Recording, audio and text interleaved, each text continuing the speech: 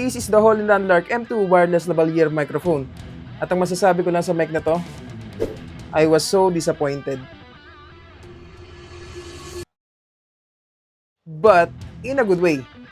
Dahil itong microphone na ito, nalagpasan lamang niya yung expectation ko. Pero bago natin pag-usapan kung ano nga ba ang kayang gawin ng microphone na ito, silipin muna natin ang laman ng kanyang box.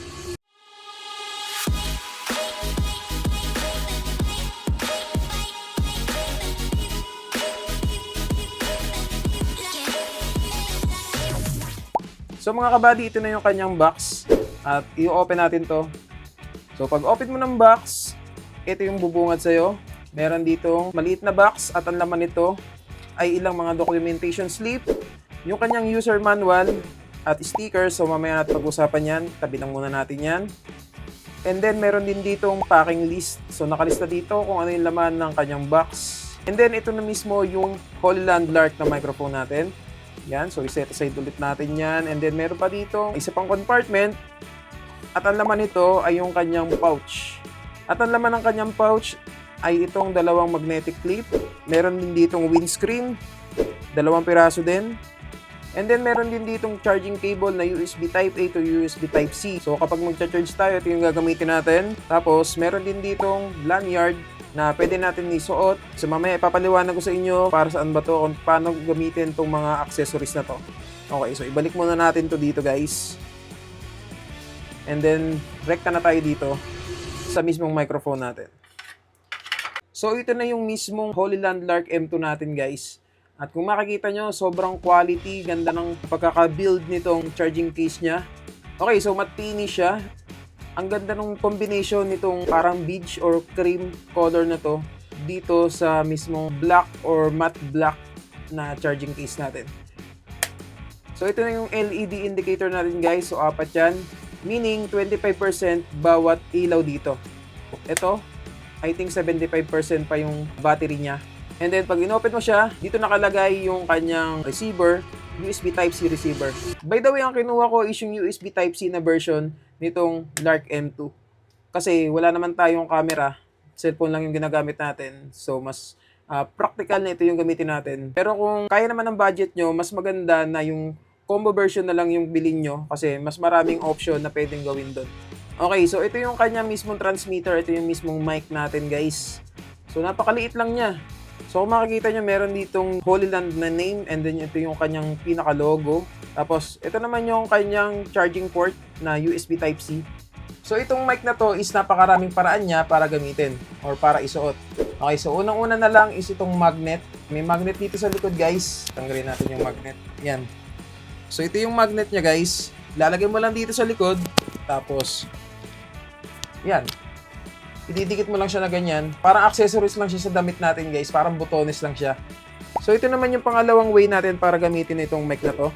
Itong magnetic clip guys. Pwede natin ilagay dito. Dapat nakalabas yung magnet guys. So ilagay lang natin dyan. Tapos idikit lang natin to dito. Okay, yan. So ganyan. So pwede mong i-clip sa mga jacket nyo. Pwede sa mga collar ng polo shirt. And pwede rin dito sa cup, guys.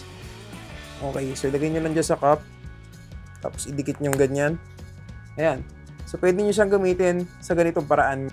So yung pangatlong way natin para isuot itong mic na to is itong lanyard. So para siya kwentes, guys. Ganyan. Isusuot mo lang siya na ganyan. And pwede mong i-adjust. Depende sa posisyon na gusto mong ilagay yung mic mo. And then pwede mo nang idikit yung mismong mic mo dito. Yan. Parang fashion statement na lang din mga kabady. So pwede mo siyang i-store dito sa kanyang pouch. So pwede mong dalhin kahit saan. And then ito naman yung kanyang windscreen mga kabady. So ilalagay mo lang siya dito. Mahirap nga lang siya ilagay. So mga kabady, ito na yung kanyang windscreen kapag nakakabit na dito sa ating mismong microphone. At medyo ano lang siya, parang awkward lang siyang tignan. Parang meron kang malaking itim na balahibo rito. Sobrang awkward yung tignan mga kabady. So I do not prepare na gamitin ko to sa labas. Siguro pang sa loob lang dito kapag nag-ano lang ako. Kapag nagvo-voice over, so mga ganun lang siguro. Pero hindi ko siya gagamitin na sa labas na makikita ng tao na ganito. Okay, so parang ang awkward yung tignan mga kabady. Uy. Tapos, yung iba nagwo-worry kasi pag nakakabit na yung windscreen niya, nako-cover niya yung entire microphone. So, hindi mo makakita kung nasaan yung mismong microphone niya kasi natatakpan na nga nung mismong windscreen. Pero huwag kayong mag-alala mga kabady kasi merong ginawa si Holyland dyan na indicator. Nandito siya sa likod nung mismong transmitter natin ng microphone natin. May arrow siya dyan, so hindi kayo magkakamali kung saan nyo ipoposisyon yung mic nyo. Okay, kahit may nakatakip pa dyan na windscreen, alam nyo kung saan banda ilalagay yung microphone niyo. So ngayon, ito yung kanyang mga stickers mga kabady. And pwede kang mamili dito kung ano yung gusto mo. So halimbawa, naiilang ka na lagi kang may nakikita rito na parang logo ng Holyland. So pwede mong takpan yan, depende sa gusto mong ilagay. So halimbawa, ganito yung gusto mong ilagay na sticker mga kabady. Okay, so may parang mga emoji dito. So kung ayaw mo na lagi kang parang may bit-bit na logo ng Holyland, mas maganda gamitin mo tong black na sticker na to, itong plain black na sticker. Kasi nagbe-blend siya dun sa mismong transmitter natin at sa mismong damit na susuotin natin. Halimbawa, naka-black ka na t-shirt. So, mas maganda siyang tignan. Parang hindi siya sagabal or hindi siya pansinin kapag suot-suot mo siya. So, ayan mga kabady, mapapansin nyo kapag may logo ng Holyland dito, parang pansinin siya masyado. Pero kapag plain black lang yung sticker yung lalagay nyo dito, hindi siya masyadong pansinin. Pero depende naman sa inyo yan mga kabady, kung ano yung trip nyo, yun yung gawin nyo. So, itong Lark M2 natin mga kabady is sobrang liit lang niya. Actually, it weighs around mga 9 grams lang. Halos kasi laki lang siya ng piso mga kabady. Yan, ito. In comparison mga kabady, ganyan siya kaliit. Yan. So kung makikita nyo, halos kasi laki lang siya ng piso. Yan. And napakagaan lang niyang gamitin. So kapag suot-suot mo siya, hindi siya lumalawlaw, hindi katulad nung ibang mga microphone. And yung isang microphone ko, ganun. Okay, so yung 7 rhymes ko na microphone.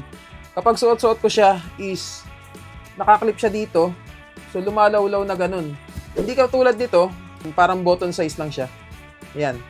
Nakamagnet lang siya sa loob. So, hindi siya nalulukot yung damit mo, hindi lumalawlaw. So, napakaganda niyang gamitin. Meron na rin siyang 48 kHz, tapos 24-bit hi-fi sound. Yun nga lang, hindi siya naka 32-bit float. So, wag nating asahan na meron tong internal recording. So, ang mare-record lang mismo niya is yung sa cellphone mo habang nakakabit itong microphone na to. Pero yung mismong microphone is wala siyang internal recording. And omnidirectional na rin to, yung kanyang mic polar pattern. And kapag USB version yung nakuha mo, mono lang siya, so hindi siya stereo mga kabady. Tapos mahaba rin yung kanyang battery life. Napakakunat ng battery life nito mga kabady. Itong kanyang mismong charging case is tumatagal ng 40 hours in a single charge. Tapos, etong mismong transmitter natin or mismong microphone na to, isang piraso nito, tumatagal siya ng 10 hours. So, makakaasa ka na hindi malolobat to kahit gaano ka katagal mag-record dyan. Siguro naman walang magre-record ng 10 hours straight. So, makakatapos ka mag-record, mag-shoot nang hindi nalolobat itong microphone na ito. Okay, so makaasahan talaga natin itong mic na to. Tapos, kapag i-charge mo naman siya mga kabady, kapag i-charge mo siya dito, ito yung kanyang charging port. Kapag i-charge mo siya, 1.5 hours lang, mapupuno na siya. So, ganun lang kabilis i-charge itong Holyland Lark M2 na to. Pwede mo rin i-playback yung mismong video na ni-record mo habang naka-plug yung mismong receiver sa cellphone mo. So, hindi mo na kailangan tanggalin pa yung receiver mo kapag papakinggan mo or i-monitor mo yung video na ni-record mo. Sa ibang mic kasi, kailangan mo pantanggalin yung receiver na nakasaksak sa cellphone mo para lang ma-check mo yung video na ni-record mo. And universal na rin siya mga kabady. Pwede mo siyang gamitin sa laptop mo, sa camera mo, sa DJI Osmo Pocket 3. Pwede siya mga kabady. And sa other camera, pwede rin yan mga kabady. And then instant pairing na rin siya mga kabady kasi pag saksak mo ng receiver doon sa mismong cellphone mo, pwede ka na mag-shoot agad, pwede ka na mag-record agad. Instant. Wala ka nang ibang gagalawin, plug and play lang yan mga kabady. At ang isa pang magandang feature dito mga kabady is kapag dinouble-click mo tong button dito sa mismong transmitter or dito sa mismong microphone, is pwede mong i-stop or i-start yung recording mo. So, hindi mo na kailangan pindutin pa yung cellphone mo para ma-start or ma-stop yung recording mo. So, halimbawa, ganito ka lang. Pindutin mo lang ng 2 beses itong button dito sa gilid. Pwede na yan mag-stop or mag-start ng recording. So, malaking tulong yan mga kabady. So, hindi mo na kailangan pindutin pa yung cellphone mo. Ito na lang yung pipindutin mo para mag-start at mag-stop yung recording mo. And then meron din silang Smart Lark Sound App na pwede mo kontrolin yung volume ng microphone mo. So pwede ka mamili between weak or strong yung environmental noise cancellation mo. So mga kabady, about naman sa kanyang noise cancellation, environmental noise cancellation, ayan, nandito na ngayon tayo sa tabi ng aircon and susubukan natin itong noise cancellation yung mga kabady. So ngayon, sa tingin ko hindi nyo pa ganong naririnig yung ugong ng aircon kasi naka-on pa yung noise cancellation natin dito. So try natin i-off. So ipapakita ko sa inyo mga kabady. Naka-green pa yan, then click natin to. Magiging kulay blue, ibig sabihin naka-turn off na yung kanyang noise cancellation. Ayan. Okay, so sound check 1, 2, 3. Ano masasabi nyo dito sa sound quality ng Lark M2 natin guys? Ayan, naka-turn off yung noise cancellation natin habang malapit tayo sa aircon. So ngayon, subukan natin ulit na i-turn on yung noise cancellation natin guys. Okay, so ito-turn on ulit natin.